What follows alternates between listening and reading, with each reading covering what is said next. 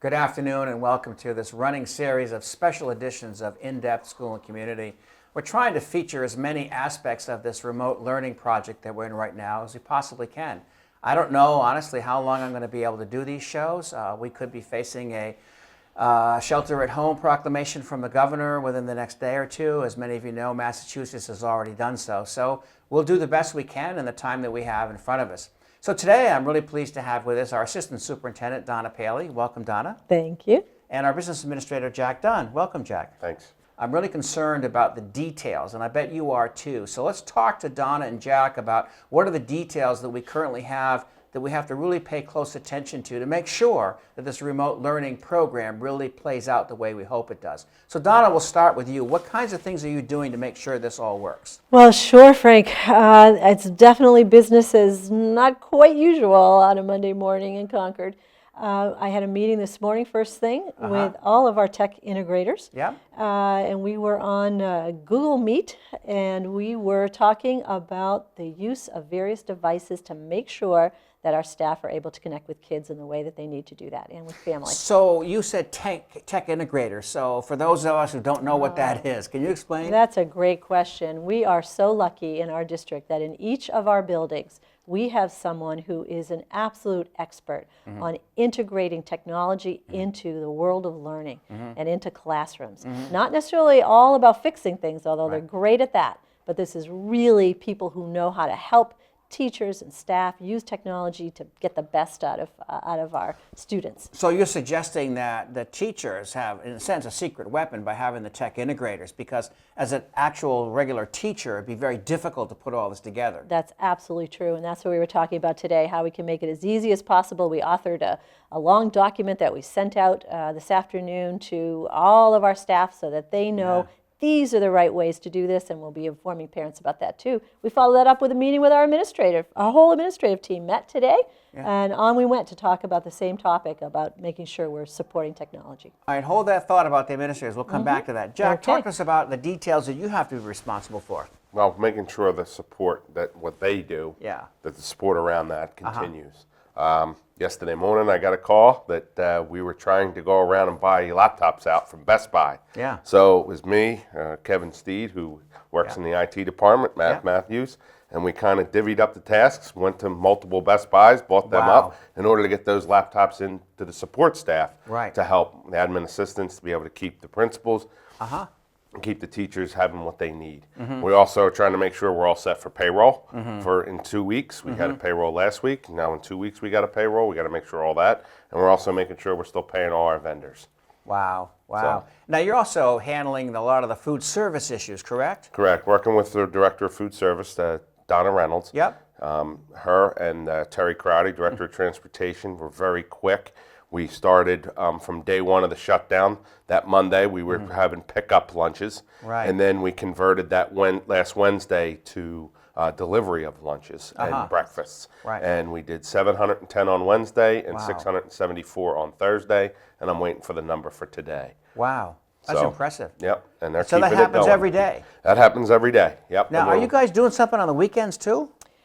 No, what we've decided to do, and Donna will be able to wrap into this, we have tried all the outpouring of support from the faith-based groups and various nonprofits. Sure. We've geared them towards the food pantries that are in each of the schools and have thinking. asked them to coordinate for dinners and weekend meals, because we can't do that. Right. But under the food service program, they've changed the rules. We run kitchens out of Krista McAuliffe, Concord High School, and Broken Ground. Yeah. And those three kitchens, anything we run out of there for lunch and breakfast are free regardless of your status. You don't need to be a free eligible student, a reduced eligible, or paid. It doesn't matter. You come to the bus, you're getting a lunch. That includes Donna, who happens to be a citizen who lives down the street. Absolutely. As long as I'm a Concord person and I'm a kid, I can get lunch. Dinner is being served by the Boys and Girls Club at Immaculate Heart of Mary Church on Loudon Road. And they have, when I say serve, there's a box dinner you can take. And so you can see on the website, the Boys and Girls Club, and on our website as well, information about the pickup times for that. Yeah, just to be clear, could you say it again, when and where that takes place? Yes, so this is at Immaculate Heart of Mary Church, up on the Concord Heights, on Loudon Road. and they are arranging for pickup of dinner in the latter part of the afternoon. I want to say 4 or 4:30 till 6, but we're going to put that on our website, and I'm sure it's on the Boys and Girls website as well. Outstanding. Yes. Wow, that's really They're great. doing a great work. Now, Don, let's go back to your comment. You said, so you had a meeting with the building principal, a Zoom meeting, I presume. We use something called Google Meet, and Okay. I know that folks out there who are our staff members Yeah. are going to know all about that or already know, and I'm hoping that our families and our kids are going to be using that very soon as well, if not today. Yeah. And so that's a way that we can all be in the same space without being in the same space.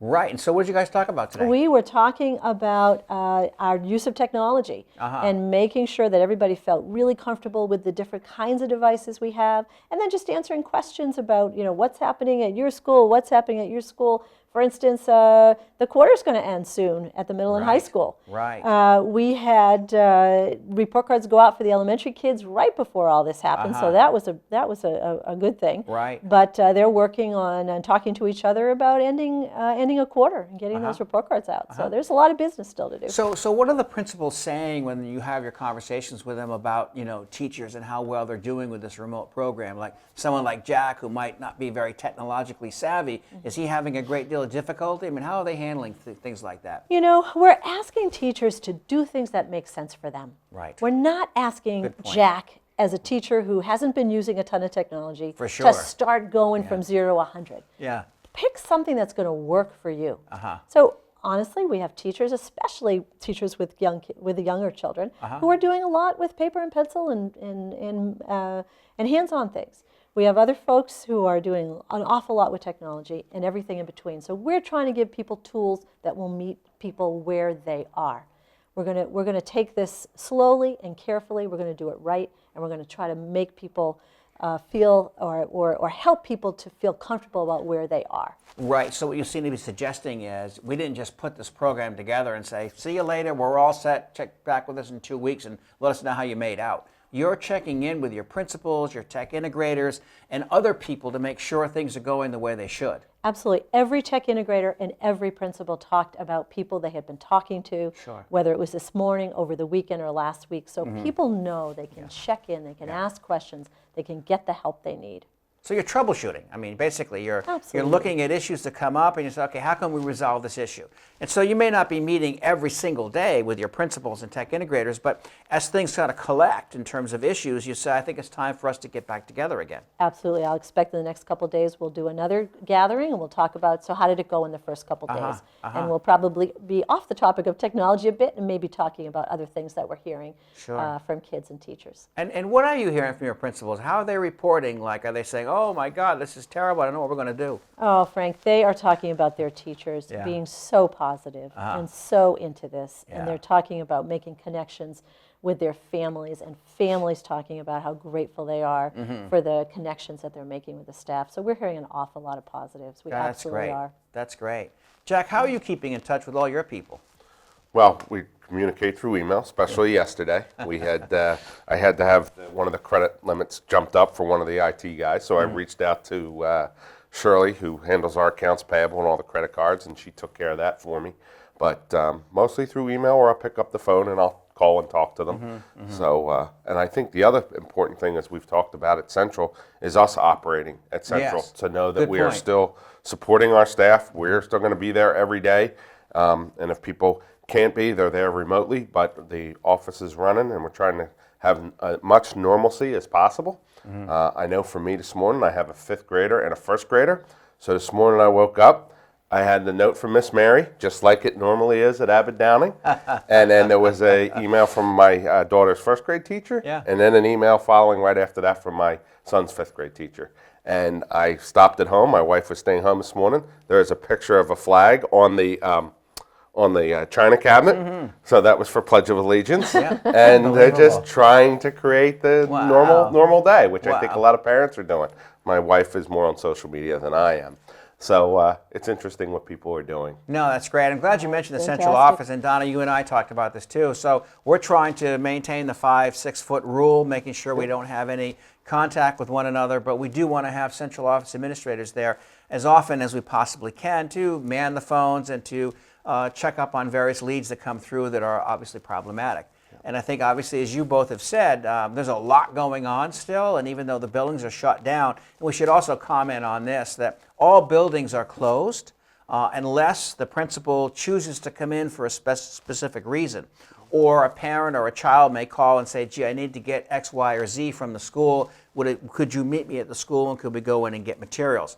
So those are the only exceptions, I think, because we want to follow as much of the governor's and our commissioner's position as possible, which is to say as little contact as we can and keep the buildings closed as often as we can. That's absolutely true, but know that our numbers, our telephone numbers are working, and when Jack talks about running around and picking up laptops, that was so that our administrative assistants can be at home, and believe it or not, they can still answer the phone from home on their laptop using our same numbers. So we are here. Reach out to us through email or telephone, and we'll be here for you either way. Yeah, can you say that once again for folks about how they can reach us, how the phone systems are going to work? Just one more time. So yeah, it's amazing what we can do with technology, but you can call our telephone number, our normal numbers at our schools, at our central office, and that will ring to these laptops, and they will be answered by administrative assistants who will then get them to the people who need that information. And of course, email is always a great way to connect as well. Now, before the show, Donna, you and I were talking about the EAs. Can you talk about how they're helping us out?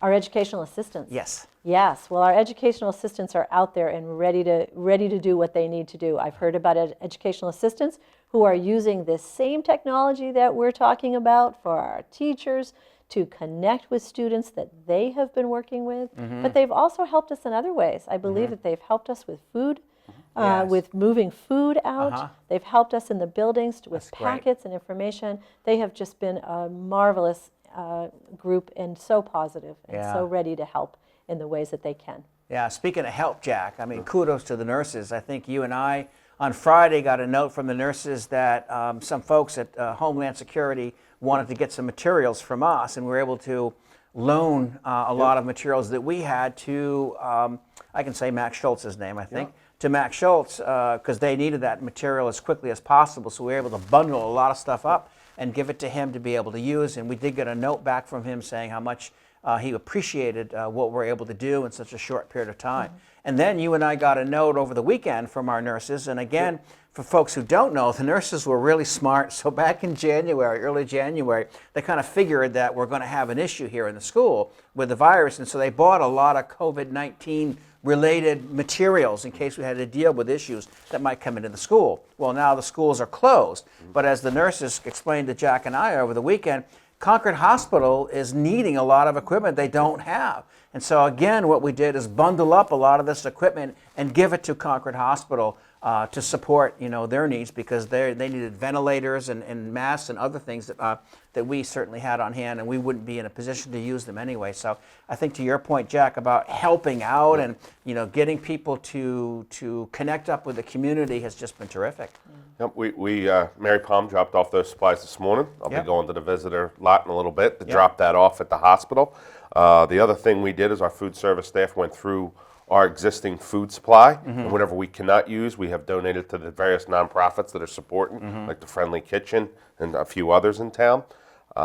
We've also had to manage the supply delivery that were planned. Sure. We've also shut off any purchase orders going to vendors because the schools are closed. We cannot have stuff come in, but we reach out to each person who's making that order to see, because it might be an online order and they might need, as part of this remote learning, more licenses for something. So we're here to support them in whatever way they need to. No, that's great. And one other thing I should mention, we are putting together, and by we, a great number of people across the district, putting together a remote learning website. And on that website, in addition to the information that your children's teachers are sending directly to them, will be additional resources for children, for families.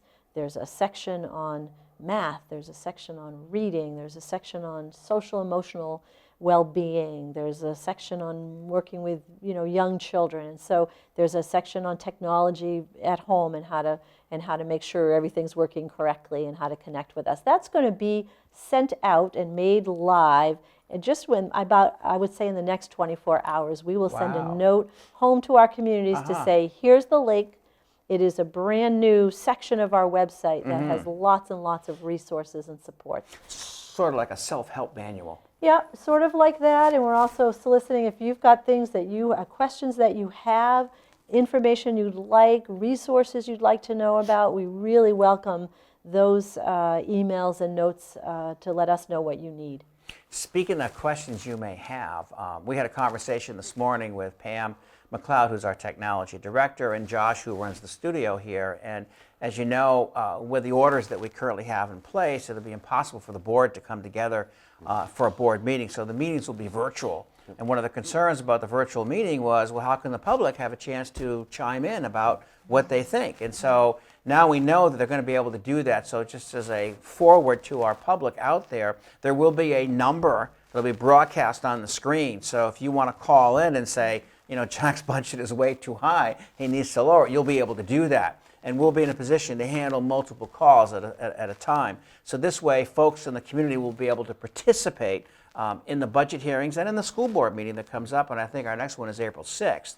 So that's really good news, because I know the concern was, how are we going to allow the public to have a chance to be able to respond and be a part of the conversation? Sure.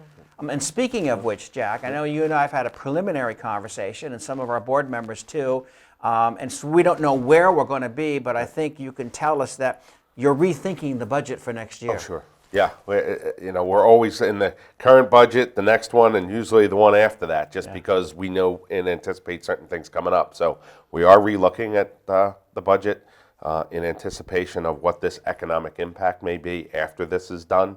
So it's all important work. It's going to look a bit different than the initially presented budget, so people should hopefully connect with us and call in and hear more about that. No, I think that's an excellent point, and I think all of us are cognizant of the fact that, you know, people out there are getting hurt.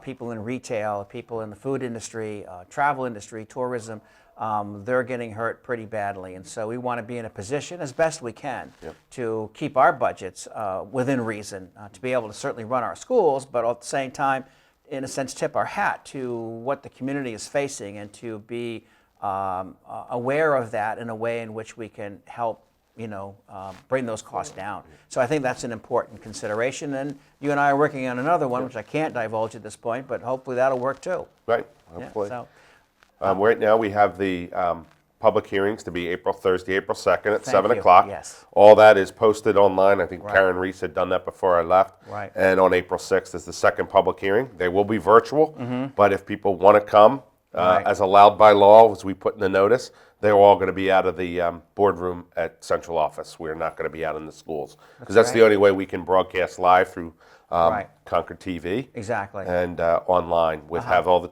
technology and have the most amount of input. So Donna, I mean, you talked to us about, these meetings you're having, and they're virtual with the tech integrators and the principals, and that's great. But I'm sure a lot of folks out there are wondering and saying, well, okay, that's okay for the first couple of weeks here. What are you guys going to do if this thing goes on for a month or so? Right. Are you comfortable with that? Well, we'll have to be, and that's what it'll be. It'll be a new world of our schooling, and we want to make sure that parents understand it's not the same. It's not the same as being in school. We're going to provide as many resources and supports as we can, and keep those connections with our students. But parents need to make their decisions about how this works in their home, and use every opportunity as an opportunity for their kids to be safe and comfortable and happy and have positive experiences. And maybe tomorrow they get to go out and play in the snow, which would probably be better than doing math, but they can work that out at home. No, that's a good point. For those who may not know, we're expecting 5 to 9 inches of snow here in the Concord area late this evening and through tomorrow morning. The only good news for me is I don't have to get up at 4:30 to talk about delays or school cancellations. That's right. But another point, Don, I want to bring up, and you said obviously we're doing all we can to try to make this as understandable and as doable, if you will, for parents and students alike. But Mike Reardon said this, and I think we'll all agree that nothing can replace the dynamic between the teacher and the student in a face-to-face opportunity. So the classroom, as we know it, is such a vital part of our educational system. And surely we can do this. And as you said, we're making every effort to make sure we can do this in the most appropriate way. But it can't replace what happens in the classroom in that dynamic exchange between teacher and student.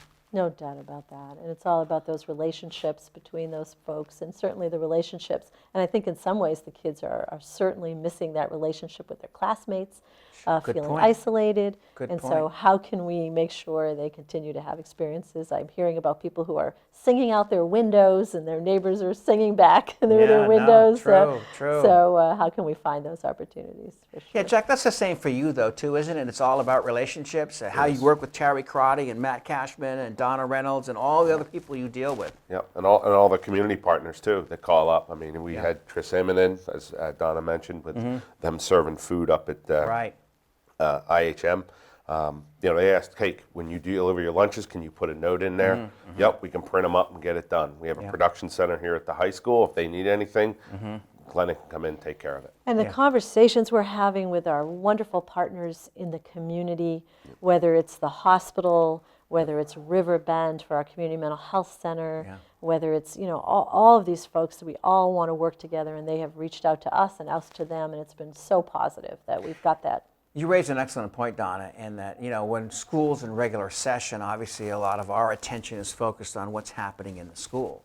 But now that the school has gone remote, if you will, and we need these partners to help us out, we've kind of rediscovered, if you will, those wonderful relationships that we have with so many community partners. Absolutely. And how they're able to help us out as we go through this process. And again, it's a learning process for us as it is for them. And I think, as you pointed out, we're discovering things that we didn't realize before. I should say that even in the whole remote learning thing, we're discovering things we didn't realize before. So there's some really great things that are coming out of this, and obviously there's some snags, if you will, that we have to try and get our arms around and try to smooth out and get to a better position. But to be able to make the most of the situation, I think seems to be the mindset that I'm hearing from folks like yourselves, as well as what's out in the community. Yeah, I agree. I think we have a strong community, and we certainly have a strong staff in Concord who have embraced this and are doing what they need to do. Yeah, thank you. Well, I want to thank you both for coming in, and I know it's even though the buildings are shut down, you guys have a very, very busy schedule, and some of us are working over the weekend to try and make sure things get taken care of. But I do appreciate the time, and I think it's nice to know that a lot of these details that we've talked about are being covered and are being looked upon in a way. How can we make it better? So that's really great to know. Thank you both. I appreciate it. Anytime. Thanks.